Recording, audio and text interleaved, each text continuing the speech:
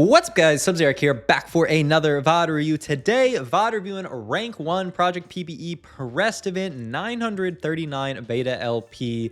Decently, far above YBY1, quite far above everybody else here. Kind of a nice top 10, top 8, whatever you want to call it here. We got Dish, Wasian Iverson, Prestivent here. So our NA reps, baby, and then a lot of players from other regions. Obviously, YBY1 from Vietnam, Light YGO from China. A lot of people all across the world playing in Project PBE, which is just so cool to see. Got Hypno here, rank 14, who was a previous Project PBE winner. Wigwug, my boy, is going to be there tomorrow for the Project PBE Major, which starts at 10 a.m. Eastern time. I'm going to be co-streaming that on Kai's Twitch channel, so go check it out. Today, we're going to be VOD reviewing Prestivent, rank 1 here.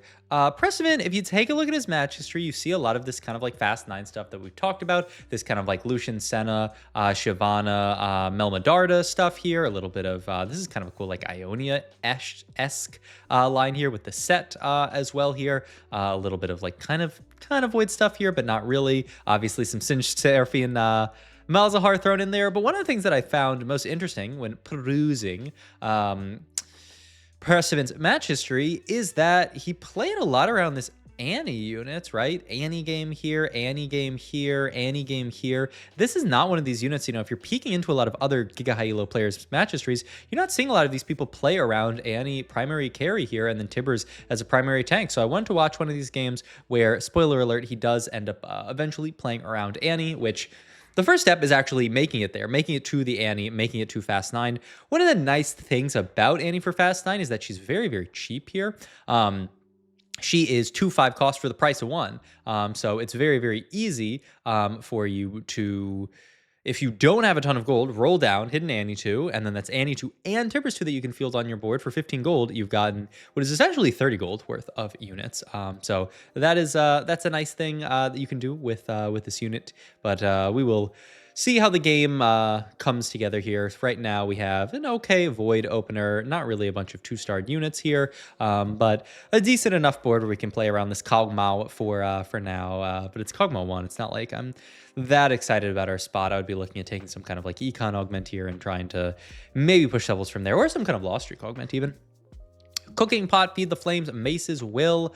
So Cooking Pot these days, I do think there are actually a lot of good pans. I was going to pull over the team planner here so we can look at all of the all the Panny Andrews that you can build this set. Obviously, you can do a similar thing to last set where you can build into things like Bruiser Emblem, things like Juggernaut Emblem, things like Defender Emblem, and then play one of these as your main tank. I actually had a game in playtest where I played around Juggernaut Emblem.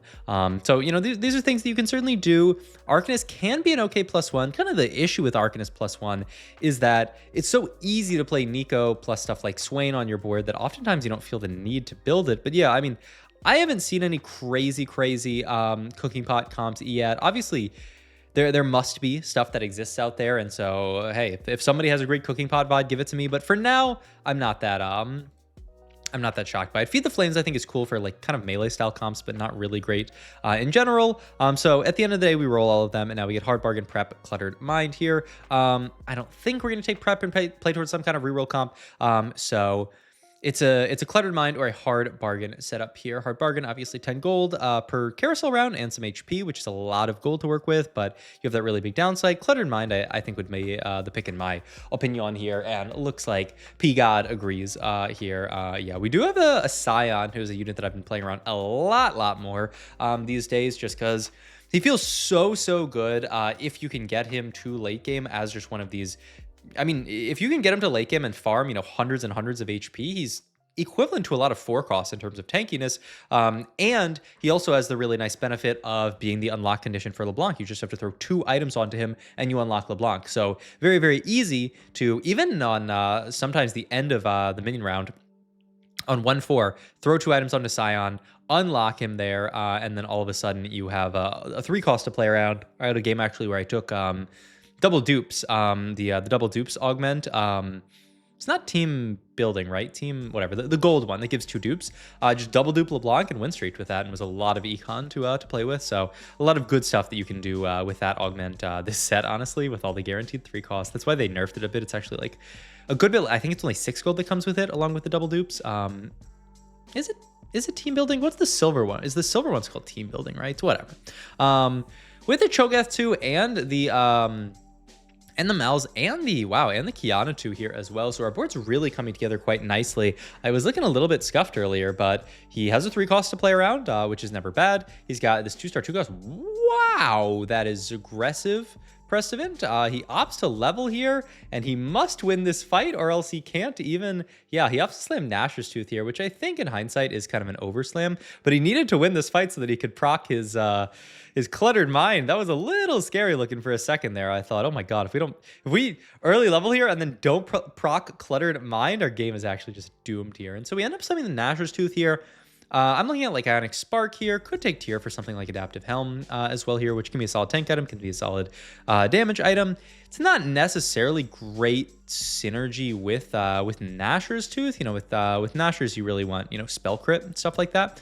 I guess I would throw this onto Mal's here. Is he gonna throw it on the Cho? Okay, because Mal's has a mutation and an item already. There's not much synergy inbuilt there, and this is a Cho Sifgath too. Also, kind of fun thing here about itemizing the Cho like this is it's going to guarantee that we always stagger our Cho'Gath casts. And I mean, Cho'Gath as just kind of a threat style unit, you know, just a unit that doesn't even have traits on this board, even though he's got Jug here, and void a little bit of attack speed from that. But just all this to say, Cho'Gath's ability is really, really strong. This huge two hex stun. Once again, for anybody who doesn't know how to make a circle with their fingers, I feel like I'm one of the best people in the world at making it.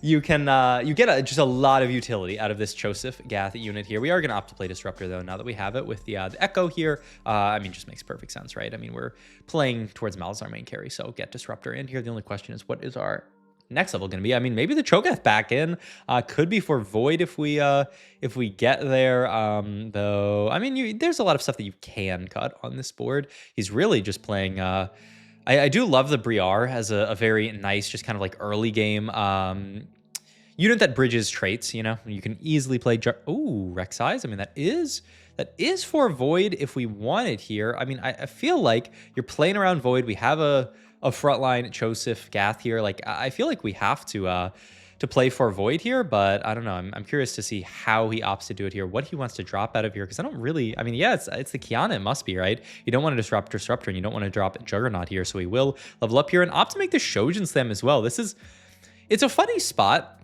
but you can see how Prestivent ends up playing into Annie in these spots, because I do think Annie is one of these units, and we'll talk about her, you know, later once we get her, about how she kind of operates as a unit. I've talked about this before. She's a very weird unit.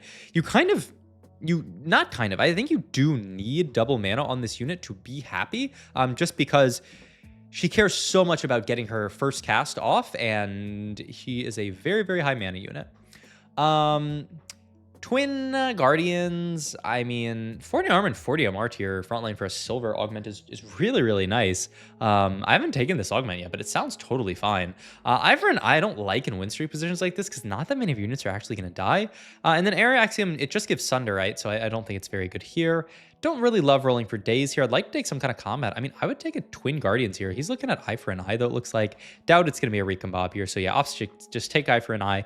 The upside is it's a component now, which doesn't really do much. But, I mean, if you ever start losing here, you are going to, and we do check our Pilt over there. Let's see, what did he end up grabbing here? Blast Shield.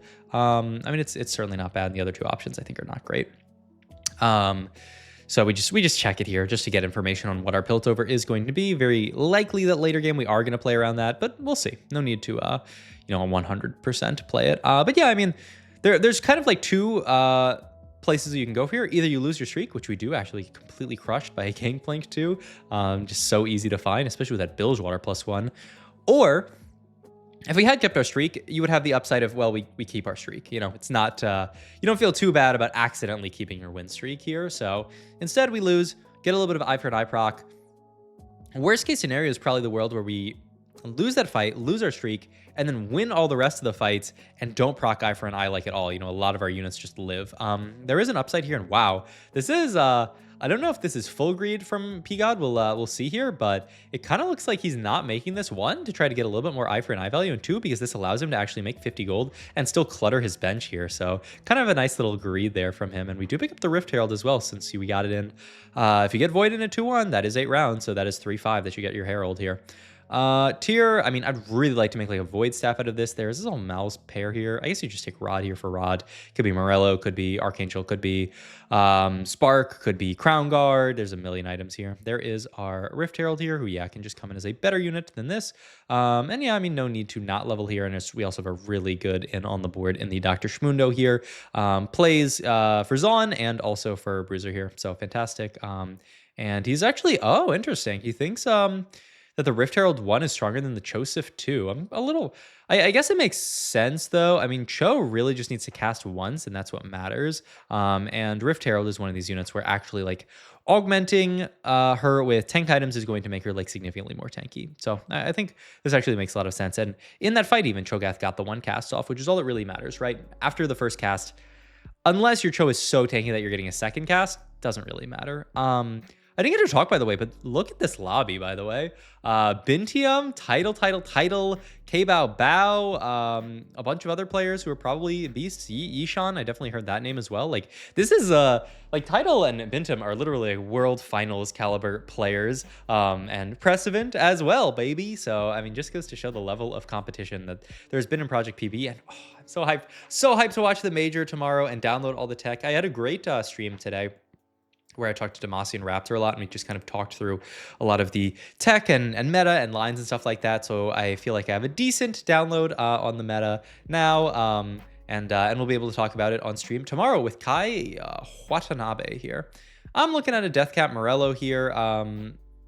Though I guess now it could be JG Morello, and really, make Spirit Visage and then leave Spark open. I don't mind this at all.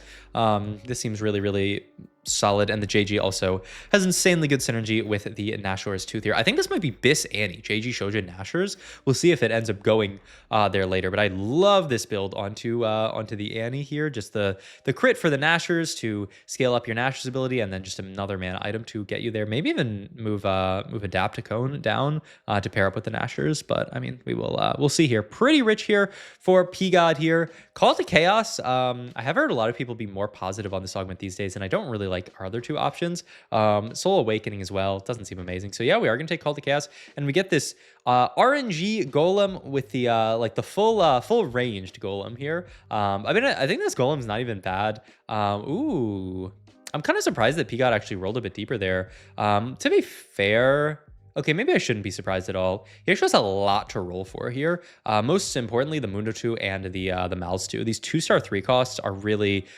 they're everything this set, I think, because stabilizing your board on 8 to make it to 9 and not overrolling on 8, I think, is just going to be so important this set because of how strong going fast 9 is. And so I do think hitting stuff like the Mouse 2 is really what you care about here. You know, hitting that 2-star 3 cost and then pushing 9 is going to be very common this set. And Prestivent, though, I think recognizing that this is actually a spot where he doesn't even have to do that. He has enough good units in. This RNG Golem is pretty strong here. He's got great items here. And so he's just going to play around the Mal's 1, the Rift Herald 1 as his main tank here and say, this is enough. I'm not going to win every fight, certainly, but this will be enough to survive until, you know, probably the end of the stage, and then just make it a 5-1. We'll see here what Prestivent wants to do. It is a lot cheaper to go level 9 these days than it used to be because they kind of shifted it, made it more expensive to go 8 and then cheaper to go 9. All right, item off carousel. Would love to see that Zillion with Cloak. Wow, he really? Huh. I thought for sure it was Zillion with Cloak for Spark because he doesn't have Heal Cut. He opposite Sword here for Gunblade or for something else. I don't actually know what this sword is for. I mean, I guess he has the Singed now, and so he's on the way to playing some kind of like Singed build, but I do think we're almost past Singed. Singed feels like, you know, one of those units that's great for stabilizing on level 8. You know, you hit the Singed 1 even, it stabilizes you really hard. Even like Singed 2, you know, is really nice for, you know, stage 4 into stage 5. But he will fall off later. He's one of these units where he just cannot, you know, solo carry fights late game. And so I'm a little surprised that I mean, I guess his idea was just make the Crown Guard here with our Chain Vest here, and then take Sword for another damage item. It's just we're missing MR Shred, but maybe there's a reason why he doesn't value MR Shred that much. I mean, he made the Morello, so I don't think he's like locked in on playing Annie. I think if you were like 100 trillion% playing Annie from this spot, then you would just not even make the Morello because you know that you're gonna get the heal cut there. But It's also pretty unreliable heel cut from Annie, but we'll talk about that later as well. All right, take our last fight of the stage. It is a loss here, but still very, very healthy, 48 HP here. So I think Peacock feeling totally fine with his HP.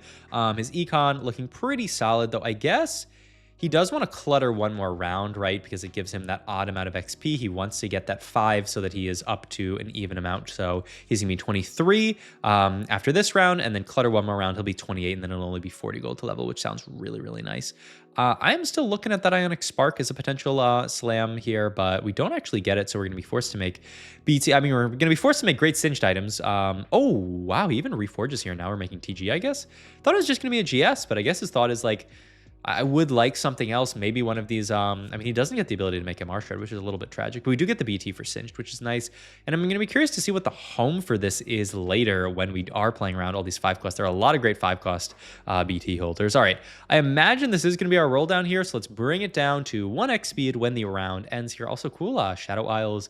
It's a Viego augment game, but I have to imagine this is going to be our roll down turn. So let's level up here. Level for just the Lux for now. He's scouting the lobby. We're gonna greed another round. Okay, bring the speed back down. Look at this greed. I do think, and he's just gonna play the Tark for now because yeah, what was Lux doing?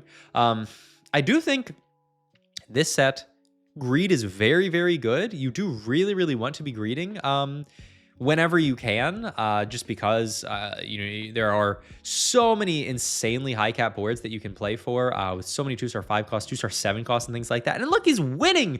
I mean, this Malzahar unit is unreasonable, I think. But when's he going to start rolling? I mean, he's waiting for these players to die off because they're holding a lot of the units that he cares about, it looks like. So, I mean, smart from Prestivent to understand that we don't want to overroll in a spot like this. Though I wonder, like, why did we level then? Shouldn't we have just, like, I mean, no, he's hovering Baron Nashor, but I don't think he's thinking of this being a true Void game. I haven't seen actually YBY1 in his match history play a decent on a Void. Oh my god, is this mouse going to win us another fight? And yeah, this player, are they dying? It's always so hard to tell. I think they are dying. Okay.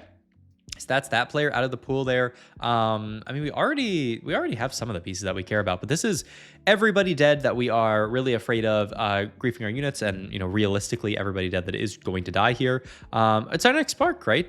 What did he take? He didn't take Spark still, right? What did he? I didn't even see what he took there, so I was too busy yapping. He took another BT.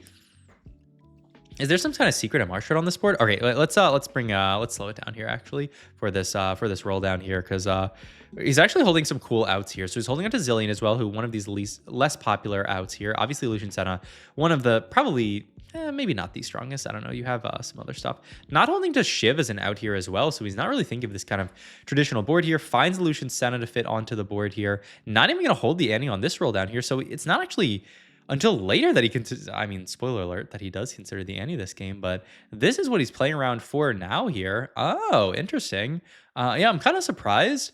I mean, this will be one of the big skill tests of this set, is doing these kind of rolldowns and knowing immediately, okay, like what units do I hold? What do I skip? You know, locking yourself into pre-roll down, like what do you want to hold in these spots? Because if you do overhold in spots like these, you know, your game is just going to get way more difficult. Unlike some 5 quests that he really actually isn't that interested in with the double BTs. Just find a Neeko too, I guess, which is pretty cool here. Is going to play the Shiv now, so yeah, he's starting to remake his board. Now he's going to hold the Annie. I mean, I think even Prestivent got kind of dizzy on this roll down because he skipped Annie before, he skipped Shiv before.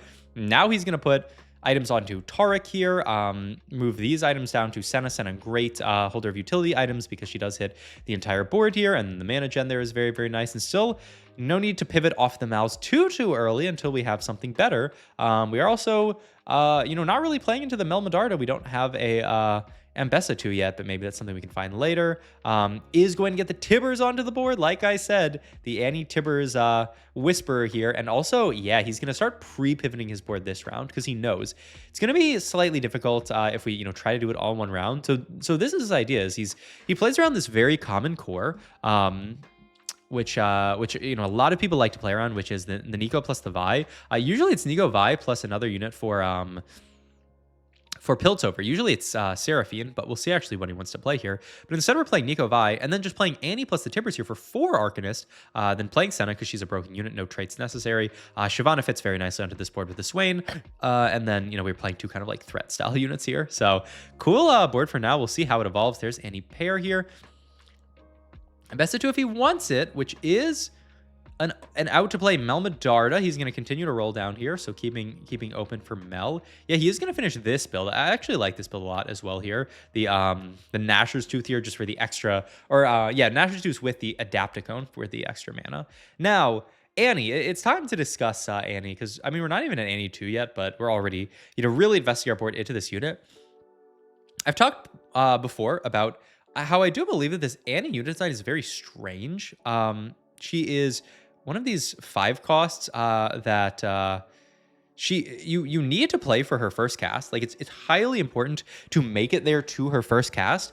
But her first cast takes forever. And then it's not like Seraphine from last set where her first cast, after she casts, she blows up the board. No, she casts and then she starts to damage over time, ticking down this entire board, which means you need to play for really, really long fights so that she has time to take everyone down. You need to get her to that first cast, so she needs a lot of mana gen. And then, I mean, lastly, you need a ton of frontline here, which we do kind of have with this Taric too, and the Swain too, and the Shyvana too, and the Senna even, providing some extra tankiness onto this board. So I think we did pretty well there. But yeah, I mean, I'm kind of... I'm happy that we made it to the Annie 2, obviously. I'm a little surprised that we have no Piltover on this board here. I'm not sure exactly the best way to fit it here, because we're not actually playing a Disruptor on this board, which is normally where you would play it. You would normally play the Disruptor in the slot. I mean, you could cut a lot of different stuff here. There's Vanquisher Spat. I mean, you just take the Annie 2 with IE, right? But we can't grab it. This guy does deny it here. So we do have to take the Vanquisher Spat here, which is decent enough, though we're going to continue to roll down here. Trying to find the Annie 2, and we cannot find it here. So we're going to put Vanquisher Spat onto the Senna here, move the Sterax up. Probably should move the BT over to Shiv. Yep. Can move the TG over to Tibbers here, and then gonna put the full tank items onto Tariq here. All right, I like it. We're fighting a very, very stacked up Shadow Isles board here. I don't know how many souls this guy has, though we do blow up the front line here, which is good. Annie trying to burn through the back line here, getting those casts off. Oh, this Annie down to 1 HP. Oh my god, we really need that Annie 2 there. We're gonna continue to roll down here. Oh my god, we found Annie 2. We have to sell something. Opt to sell Fiddle. It means we lose Vanquisher. I mean, he could have sold Taric, but I think he was just not open to selling so much of his front line. It's also, you know, MR Shred for his entire board. So we do have to play a slightly weaker version of the board, but we do have the Annie 2 here. Annie's positioned a little bit, you know, towards the middle here, which is scary. Our front line getting a little bit blown up here. Senna doing good work, though. Annie casting. I think we might be dead here. Yep.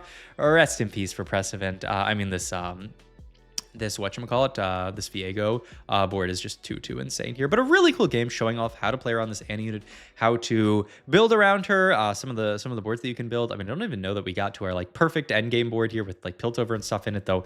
It's still a little bit awkward. You know, you could play around like Loris, but then you have to find like a Warden to play around. It's a bit odd, but I do think definitely worth exploring and playing around, especially because she's a lot less contested than the other 5 costs. So, hope you guys enjoyed this video. If you did, please like, comment, and subscribe. Check out my Twitch, links. I'll see you guys in the next video. Thanks for watching as always, and I will see you guys in the next video. Thanks for watching as always, and I will see you guys in the next video. Thanks for watching as always, because I will see you guys. Go check out I'll put Kai's link down below. Go follow him, and I'll see you guys tomorrow before the next video, as always, for the co-stream with Kai for Project PBE.